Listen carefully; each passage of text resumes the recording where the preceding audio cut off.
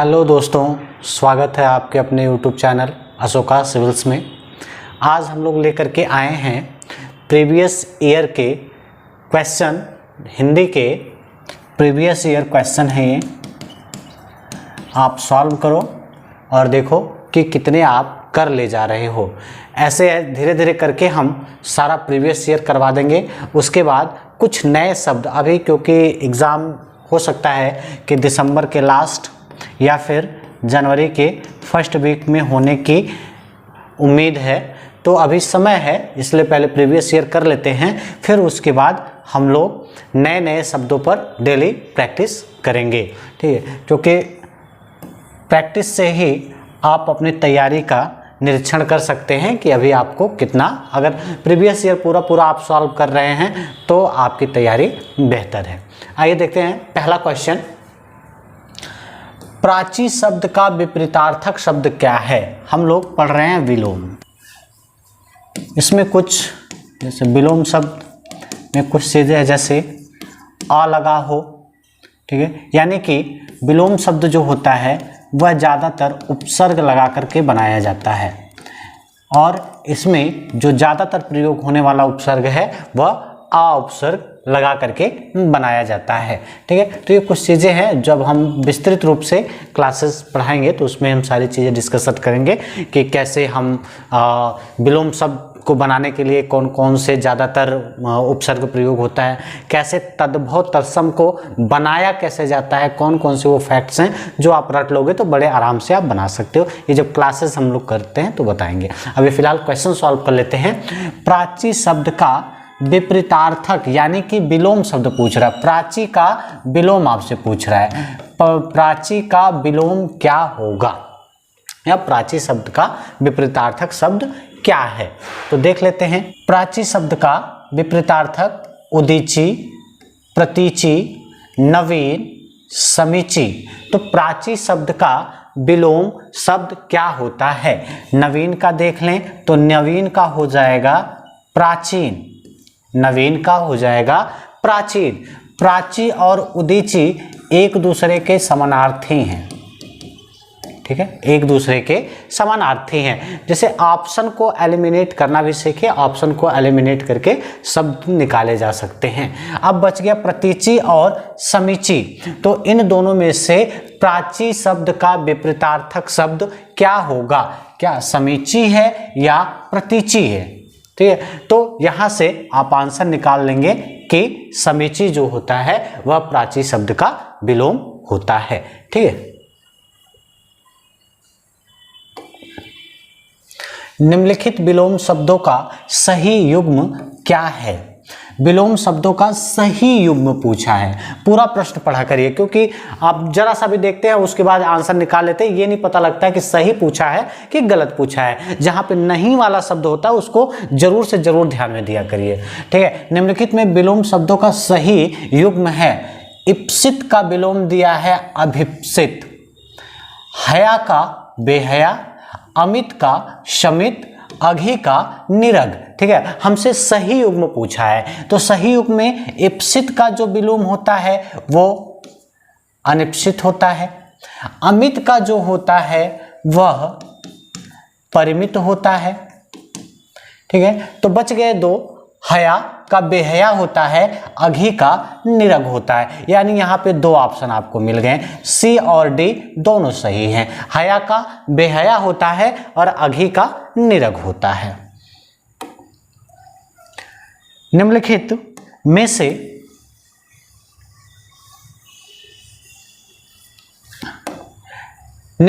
से विलोम शब्दों की दृष्टि से एक युग्म गलत है। एक युग्म क्या है? गलत है। गलत वाला हमको ढूंढना है।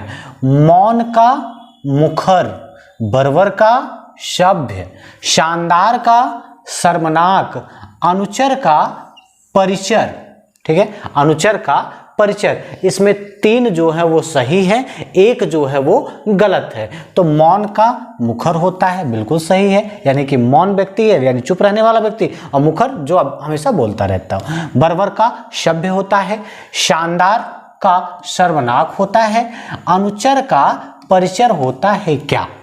अनुचर का परिचर होता है या फिर कुछ और होता है। ठीक है, यानी कि हमको गलत वाला ढूंढना है, तो इसमें जो गलत वाला मिल गया वो अनुचर मिल गया, अनुचर का परिचर नहीं होता है। तो फिर अनुचर का क्या हो जाएगा, अनुचर का सहगामी हो सकता है। अनुचर मतलब क्या होता है, सहगामी, परिचर, ये सब के शब्द जो हैं कैसे शब्द हैं, समानार्थी शब्द हैं। ठीक है, यानी कि आप सिनोनिम्स कह सकते हो, पर्यायवाची शब्द है। तो ये वाला जो हो गया आपका गलत हो गया। अगला क्वेश्चन है, विलोम शब्दों की दृष्टि से इनमें एक युग्म गलत है, इसमें भी गलत वाला ढूंढना है हमको।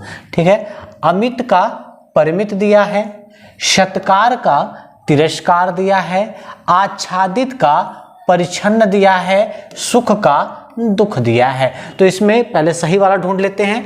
अमित का परिमित, अभी हम लोगों ने पीछे ही पढ़ा, अमित का परिमित होता है सत्कार करना, यानी किसी का सत्कार करना, तो बुला करके उसका क्या कर देना, तिरस्कार कर देना। सुख का दुख होता है। ठीक है, सुख का दुख होता है। तो आच्छादित का परिच्छन्न नहीं होगा, आच्छादित का अनाच्छादित हो जाएगा। ठीक है, आच्छादित का अनाच्छादित हो जाएगा, परिच्छन्न नहीं होता है। यानी कि हमको गलत युग्म जो ढूंढना था वो आपका सी वाला आंसर हो गया। अगला क्वेश्चन है, निम्नलिखित में से विलोम की दृष्टि से सही युग्म ढूंढना है, हमको सही वाला ढूंढना है। अधिष्ठित, प्रतिष्ठित, आस्था, विश्वास, असूया, अनसूया, प्रमुख, विमुख। ठीक है, तो आस्था का होता है अनास्था, आस्था का होता है अनास्था, प्रमुख का होता है सामान्य। ठीक है, या समान। ठीक है, प्रमुख का होता है सामान्य या समान। तो इसमें जो सही वाला आंसर हो गया वो हो गया आपका असूया का अनसूया। अधिष्ठित का होता है अनाधिष्ठित। निम्नलिखित में से विलोम शब्दों की दृष्टि से एक युग्म गलत है, गलत वाला इसमें भी ढूंढना हमको। विधि का निषेध, आग्रह का विग्रह, आह्वान का विसर्जन, अमीय का हलाहल। इसमें से हमको एक युग्म गलत है वो ढूंढना है। ठीक है, विधि का निषेध होता है, सही है। आह्वान का विसर्जन होता है, सही है। अमी का हलाहल होता है, सही है। आग्रह का विग्रह नहीं होता है, विग्रह तो समास का होता है। ठीक है, समास का विग्रह होता है, समास का विलोम विग्रह होता है। तो आग्रह का विग्रह नहीं होगा। निषिद्ध के लिए सही विलोम शब्द है, निषिद्ध के लिए सही विलोम शब्द कौन सा है? सिद्ध सही हो सकता है, विहित सही है, घृणित सही है या अनिषिद्ध सही है। तो निषिद्ध का जो सही विलोम होगा वह अनिषिद्ध होगा। ठीक है, निषिद्ध का सही विलोम अनिषिद्ध होगा। ठीक है, घृणित या विहित या सिद्ध नहीं होगा। अस्तब्ध के लिए सही विलोम है, अस्तब्ध के लिए सही विलोम है।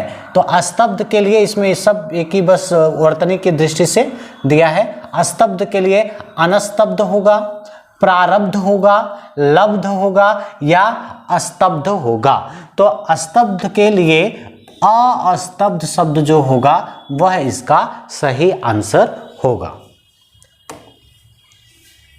निम्नलिखित में विलोम की दृष्टि से सही युग्म, इसमें भी हमको सही युग्म देखना है। विशेष का आशेष होगा, विपत्ति का आपत्ति होगा, स्वतंत्रता का स्वाधीनता होगा, वक्र का ऋजु होगा। इसमें हमको सही युग्म ढूंढना है। तो विशेष का आशेष होता है क्या? नहीं, विशेष का सामान्य हो जाएगा। ठीक है, विपत्ति का संपत्ति होता है। ठीक है, विपत्ति का संपत्ति होता है। स्वतंत्रता का स्वाधीनता, स्वतंत्रता और स्वाधीनता एक ही शब्द हो गया। स्वतंत्रता का परतंत्रता हो सकता है, वक्र का ऋजु होता है। यही आपका सही आंसर है। निषिद्ध के लिए सही विलोम है। ठीक है, निषिद्ध के लिए सही विलोम है सिद्ध, शुद्ध, गर्हित या विहित, इसमें से हमको सही विलोम ढूंढना है। तो निषिद्ध के लिए जो इसमें सही विलोम हो गया वह हो गया विहित। ठीक है,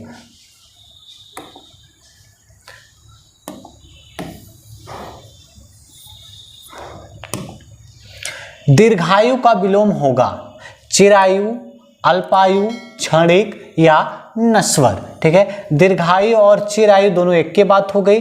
ठीक है, नश्वर, नश्वर मतलब जिसका नाश हो सके, नश्वर का अनश्वर हो जाएगा, यहाँ आ लगा देंगे। ठीक है, और क्षणिक का जो होता है वह हो जाएगा शाश्वत।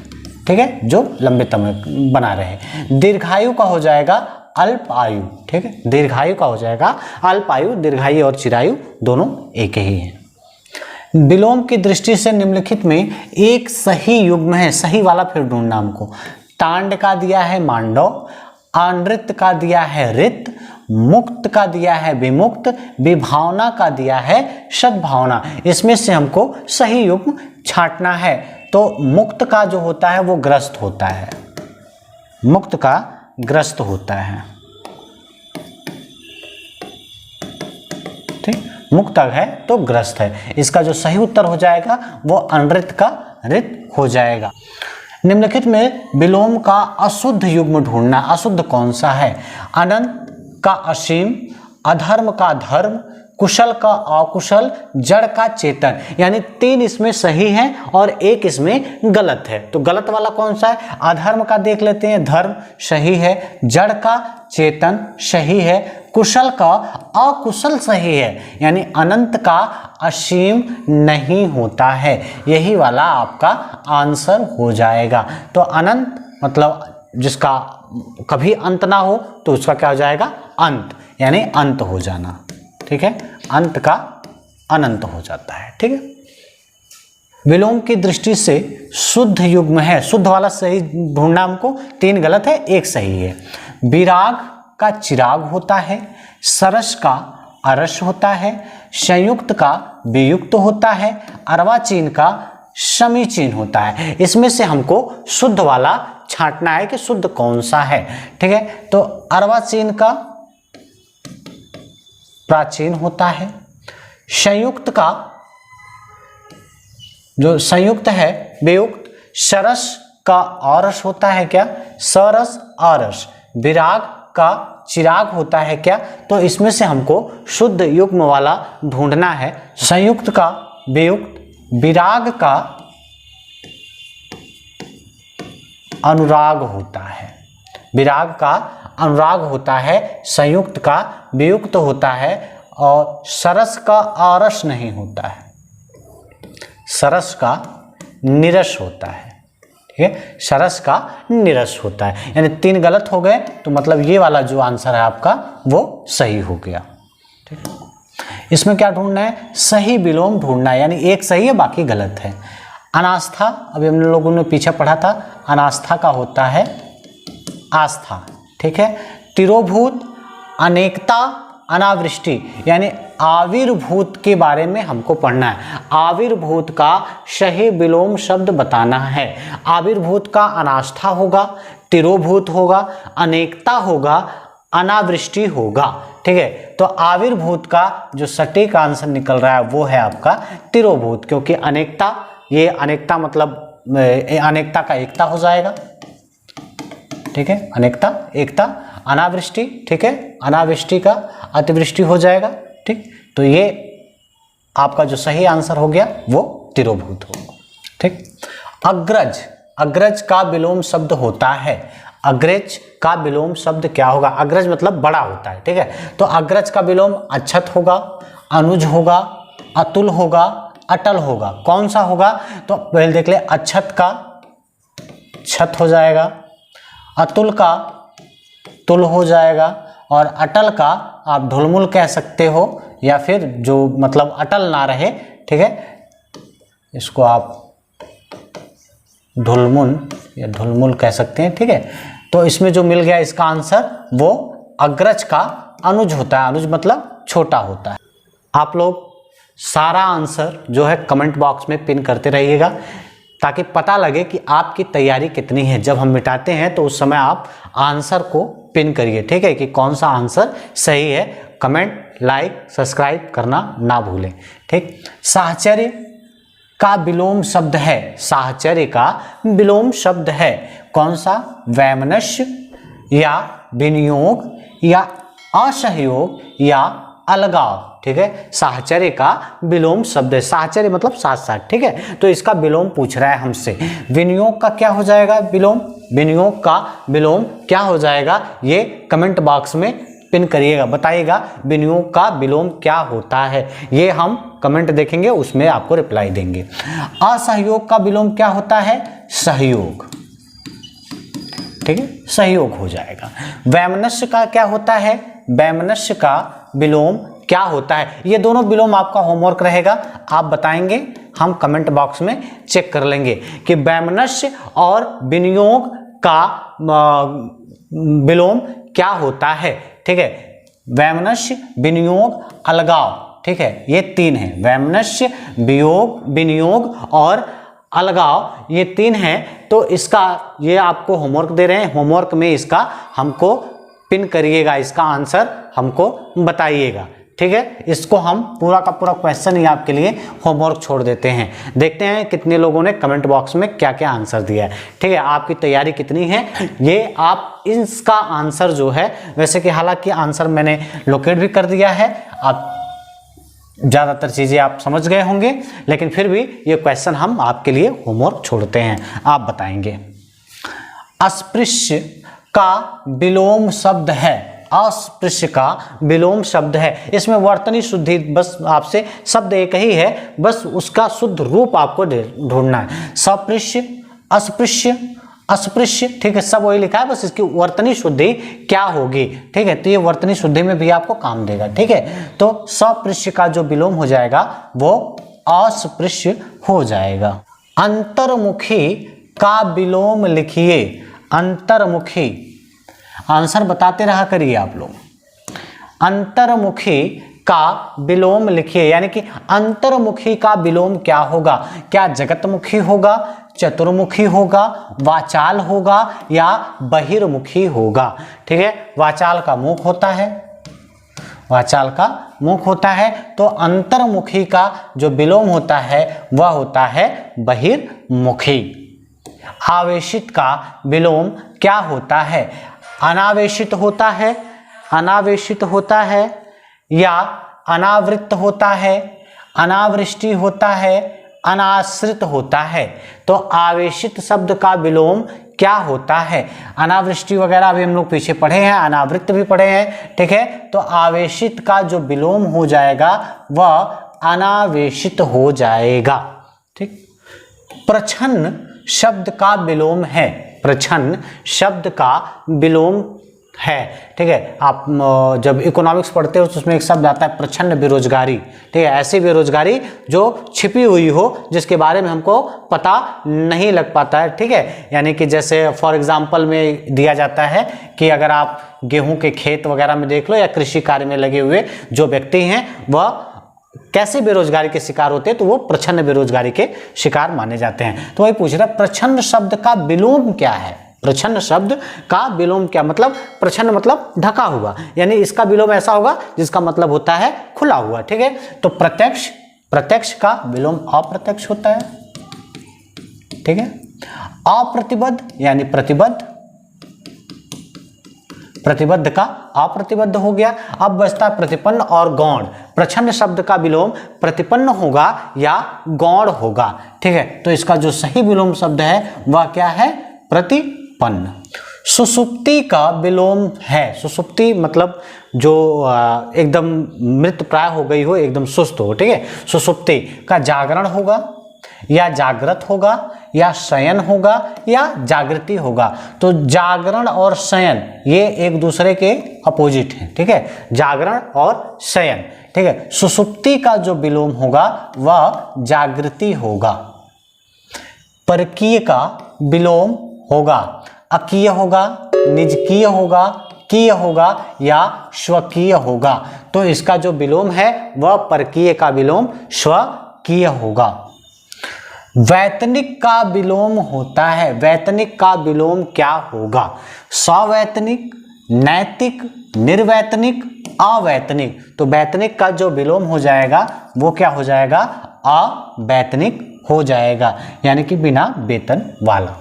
स्निग्ध का विलोम क्या होगा? दुर्गंध होगा। दुर्गंध का सुगंध होता है, बचपन से पढ़ते आ रहे हैं। ठीक। निग्ध होगा, संदिग्ध होगा, असंदिग्ध होगा। तो संदिग्ध का जो विलोम होगा वो क्या हो जाएगा? असंदिग्ध इसका विलोम हो जाएगा। ठीक। तो ये कुल टोटल 25 क्वेश्चन आपके लिए थे। ठीक है। हमारी ऑफलाइन क्लासेस भी चल रही हैं जिसमें बच्चों की खूब अच्छे से तैयारी करवाई जा रही है। ठीक है। हमारा पेड कोर्स लेने के लिए नीचे नंबर चल रहे हैं, उस पर आप फ़ोन कर सकते हो, आप जानकारी ले सकते हो। ठीक है। आपकी तैयारी में हमारा पूरा स्टाफ लगा हुआ है। ठीक है। ये प्रीवियस ईयर हम करवा रहे हैं, इसके बाद फिर आपको नए नए शब्द देखने को मिलेंगे। ठीक है। Okay, thank you. अपना कमेंट जरूर पिन करिएगा।